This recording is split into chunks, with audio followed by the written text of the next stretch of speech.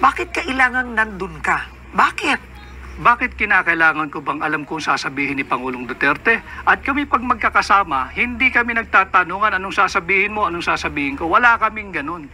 Sinabi ni Pangulong Duterte yung sinabi niya dahil marahil meron siyang dahilan. At ako naman, ang lagi kong sinasabi, ulitin ko, dito sa iyong programa, kahit nung magkasama kami ni Bongbong Marcos, lumabas yan eh. And I feel guilty because I'm the one who went around the town and showed everybody yung kanyang negative drug result test. Ba't di ba totoo yun? Kaya nga ang akin, para matapos na yung usapang yan, sumailalim na sa isang open, fair, transparent hair follicle drug test. Para matapos na yan. Kung totoo, di tapos ang usapan. Kung hindi, sampal niya yung resulta doon sa mga nag-aakusa sa kanya. O ito, negative ako. Ganun lang naman yan para matapos na. After all, you're the elected president. At dapat siguro, leadership by example, gawin mo na para matapos na. Sinabi mo during your filing of candidacy, you're sick of corruption, they should temper the greed. How bad is the corruption now? Very bad. What makes you say that? Look at what happened sa Bicol. 200 inosenteng Pilipino patay dahil ninakaw yung flood control funds. Hindi katanggap-tanggap yun. Hindi katanggap-tanggap yun, Karen. Dapat yun nakapagpasko kagaya nating dalawa, kagaya ng maraming Pilipino kasama pamilya, patay. O paano gagawin natin doon? Sorry? Hindi sila nag-sorry. Patay yun dahil ninakaw. Yung flood control funds. Nasaan yung 5,500 flood control programs? Yan ang dapat natin pinag-uusapan. Yan ang dapat iniimbestigahan, hindi yung kung ano-ano. Pagkukulang ba ito ng Pangulo? O siyempre, siya Pangulo eh. Siya Pangulo eh. At sa kanyang termino, magdadalawang taon pa lamang, ay 500 billion pesos na ang sinabing nagasta sa flood control programs. Nasaan? Nasaan? Yung sa Bicol na nalubog, bilyong-bilyong piso yun. Bakit nalubog?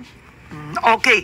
Ngayon, hindi lang yun ang isyong pag-uusapan natin. Marami pang may init na usapin ang ating bansa at nais naming malaman ang pananaw nyo at paninindigan. May 10 tanong dito sa harapan nyo. Pumili kayo ng 5, tapos ibibigay nyo sa akin. Susubukan natin sa loob ng 6 na minuto. Sasagutin nyo to. Okay, I have to choose the 5 now. You know, choose one and give it to me. Okay. One first. Okay. All right. Ano ang masasabi mo sa paggamit ng confidential funds ni Vice President Sara Duterte? Hindi lamang dapat yung kay Vice President Sara Duterte imbestigahan. Lahat ng gumagamit ng confidential funds, kung may iimbestigahan, lahat. Pero hindi pwedeng isa lang. ang tanong is about Sara Duterte. Yung paggastos niya ng confidential funds, sinabi niya hindi siya magpapaliwanag sa Kongreso. Tama ba yon? Tama, sapagkat binibigyan siya ng COA until January or February of this year to comply with documentation. Yung notice of disallowance, Karen, ito'y malaking kasinungalingan. Ang notice of disallowance ay hindi kasong kriminal. Hindi yun finding of guilt. Yun ay para remedyohan mo yung mga kulang na dokumentong pinapasumiti sa'yo.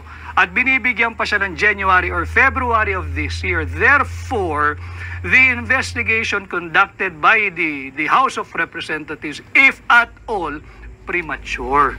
Huwag mong pangunahan ng COA. Constitutional duty ng COA yan. Article 9, paragraph D, section 3. So, attorney, naniniwala kang walang maling paggamit si Vice President Sara Duterte sa confidential funds? Hindi pa dapat husgahan dahil meron pa siyang period to comply. So lahat ito premature. Let COA do its job. Huwag pakialaman ng Kongreso yung trabaho ng COA because it is not the core function of Congress to do the function of COA. Okay, next.